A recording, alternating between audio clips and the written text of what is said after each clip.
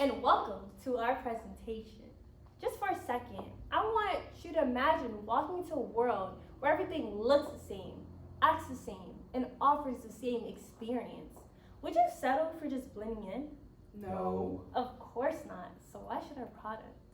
When entering the market, we took on the strategy of differentiation. Differentiation isn't about just being different for the sake of it, but it's about offering a product that people remember, that's smarter, that's better, and just more meaningful to our customer base. And so think about it. Ferrari doesn't compete with the Honda on price. It offers a luxury experience. And Apple doesn't just sell a phone. It sells innovation, status, and design. And so the bottom line is that we were born to stand out. So why should our product do anything less?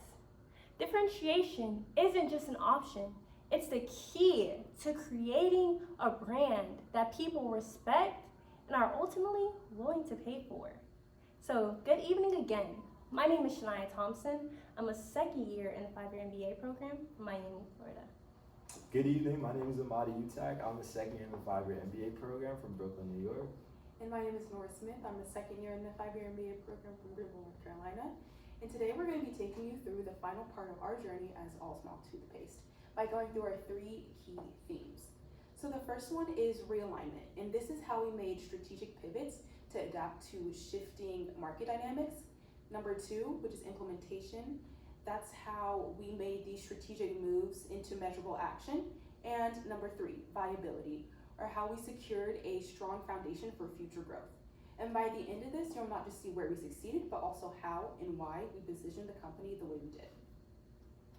So one of the first key parts of our strategy was pricing differentiation. We had a discrepancy between the price of our product and the true value of our product. We undercut our competitors to get into the market, and then we realized we needed to raise our prices to reflect the true value of our product. We also identified gaps in the market, and we differentiated to accommodate those customers with new product offerings.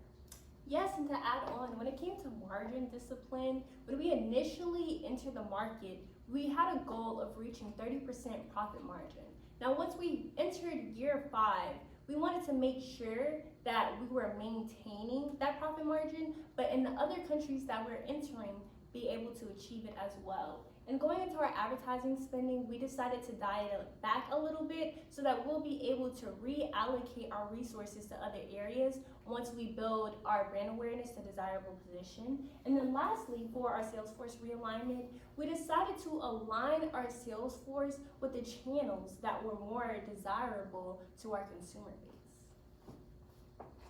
So going into more detail about optimizing our ad spending, specifically, we wanted to get our ad spending to around 5 to 8%. This would allow us to spend money elsewhere, in particular Salesforce, and allow us to target the specific channels that we're selling to the retail markets that we really wanted to get into. We also wanted to increase our market responsiveness, so that's just being really aware of what product options are opening that we can produce for our consumers. So the expected outcome for these changes was to improve growth, improve profitability, strengthen our market share, while improving the efficiency of the business as a whole. And so when it came to our SKU expansion, each year we wanted to increase our SKUs by approximately 2 or 3. And so we did this in order to diversify our portfolio and make sure that we're intentionally filling in those gaps in the market. Then we also wanted to have a profit margin alignment, so that's really focusing on getting that 30% profit margin. And the expected outcome for this was to broaden and continue diversifying our product options, which in turn would increase our profitability and allow us to capture more market share. So I want to touch on our ad spend. We went with a leaner advertising budget. We went with a leaner advertising budget after year 5. We wanted to reduce the spending to drive a higher return on marketing by focusing our ad spend on high ROI categories. As you can see by the graph, the line goes up, which indicates the increase in return on, indicates a return on advertising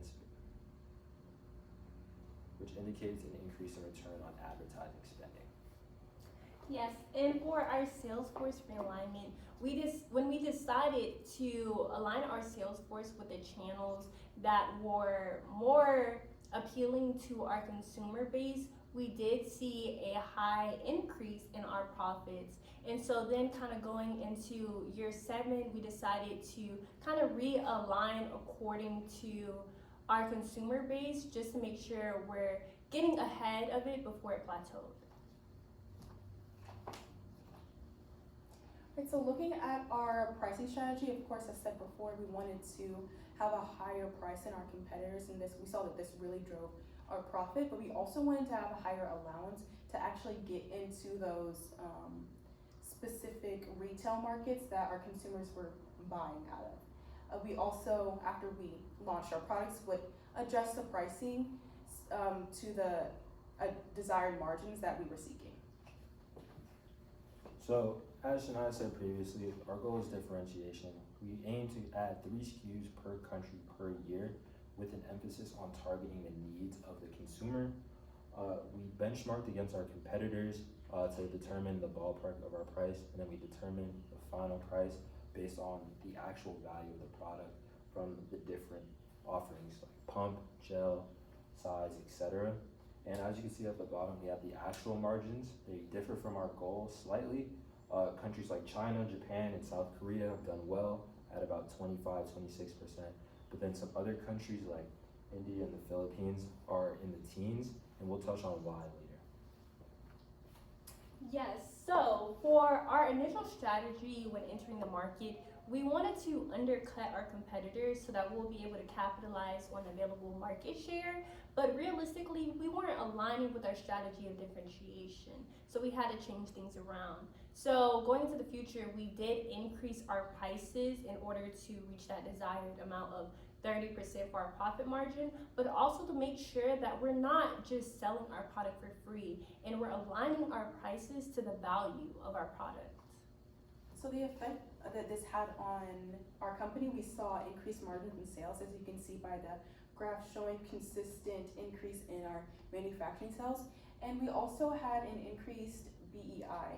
So this is likely to the fact that we had priced higher than our competitors, and so since we valued our products more than our competitors, it gives the consumers a sense that our product is superior because of its pricing point. So our BEI did continue upwards. So, as I mentioned previously, some of the key challenges. As to the Philippines, our period contribution was only about 2%, and our marketing contribution was about 14%, and our margins stood at about 18% on average. 16% on average. And this is because of our misalignment in demand versus production. We produced a little too much relative to the demand, and we had some efficiency loss there, and we misapplied segmentation, targeting, and positioning, which kind of hurt us in our market entry, but we were able to bounce back as the years passed our initial entry. And to add on, for India, our average profit margin fell at 19.5, which is well below our goal of 30%. And so this was because of the fact that we lacked functional diversification. And so basically, we weren't aligning our product diversification with the needs of our consumers. And so for instance, in India, they preferred economy over whitening, and so we had to kind of switch things around to make sure that we're diversifying our portfolio, but within economy, so that we're also meeting our consumers' needs. And as for China and Japan, we did see success overall, but towards the end we did see a lower in our contribution and our margins, and this is due to the fact that there were outside factors going on. The Chinese government did shut down foreign plants for 3 months, so we lost a quarter of production for the countries that source from China, which is China, Japan, and South Korea. So let's get into some key insights. We understood that regional differences have a key influence on consumer behavior, namely with local taste, price sensitivity, and product usage habits. This requires special attention, especially moving forward. And so touching on the role that differentiation had in our profitability, when we're more intentional about how we diversified our product, so for instance, touching more on delivery, as well as the consistency of the product, and just seeing how that aligned with our consumers' preferences, we did see that increase in profitability in the long run and years to continue on. And then another thing that we took away from this was having a route to market adaptation. So that's being very flexible, specifically with Salesforce and changing where we allocated it to get into the desired retail market. So let's talk about some of the positives in regards to our performance. We had consistent market share growth, which is something that we want to celebrate, and stable net contribution growth along with our gross margins overall. We had high brand awareness. We started strong and we only went up from there to about the mid-80s in the end, and we increased operational efficiency on average across the entire business. Yes, and just to touch on some negatives, specifically within the Philippines, we did see that some of our SKUs were struggling a bit. And so in order to kind of alleviate this, in order to obtain more profitability, we had to either cut some of those SKUs and replace them with new ones, or just add on more SKUs and make sure we're way more intentional about the way in which we differentiate.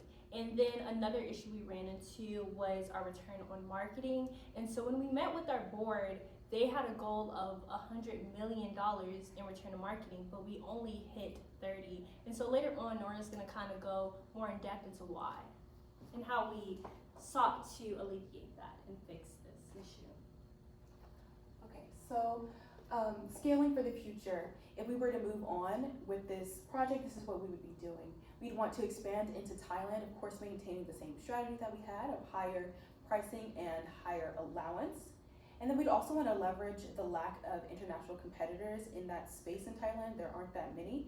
So we would use this to our advantage to diversify the market. We'd also want to continually assess the factory capacity and make sure that the capacity is greater than our expected market production. We'd also want to reevaluate our STP model. So this would help us optimize our targeted advertisements, and this goes back to what Shania was talking about with a functional diversification. So specifically in India, she said, we noticed that the econ was really selling. So in order to tap into that, we diversified in econ by opening gel SKUs. But overall, applying that to all of the countries that we were in would ensure that we are getting higher profits, and in turn, we're going to have a higher rate on our return on marketing. So in conclusion, we were able to boost the profitability and the growth of the business since year 5 through aligning our sales force to the proper channels in a more efficient way, and making our ad spend smaller but more targeted to the highest ROI categories, and adapting a consumer taste through differentiation and really listening to what they need when we make more SKUs each year. So yes, thank you for your time, and we look forward to the future to come.